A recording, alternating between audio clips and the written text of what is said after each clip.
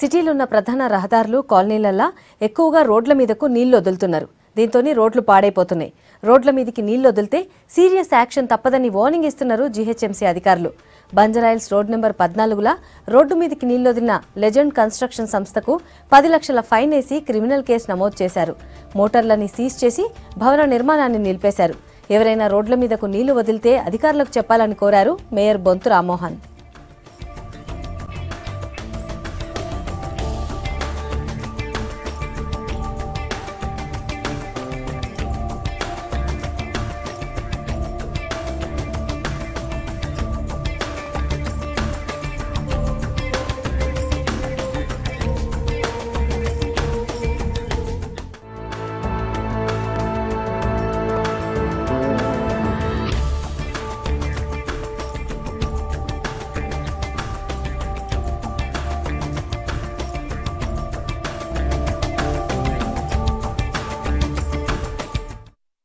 మహానగరంలో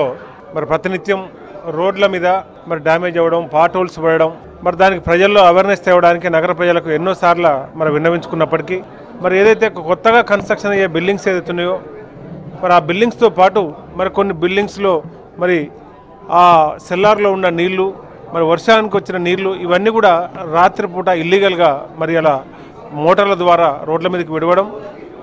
కొత్తగా ఇచ్చిన రోడ్లతో పాటు మరి పాతగా ఉన్న రోడ్లు కూడా మరి డ్యామేజ్ అయ్యి మరి జిహెచ్ఎంసీ గత కొన్ని నెలలుగా కూడా మరి అందరికీ అవేర్నెస్ చేయాలని చెప్పి అందరికీ మెసేజ్ పోవాలని మరి మీడియా ద్వారా రకరకాలుగా మరి ఫైన్ల ద్వారా చెప్పినప్పటికీ అది పదే రిపీట్ కావడంతో మరి ఈ మధ్య కాలంలో మరి రోడ్ నెంబర్ 36లో కానీ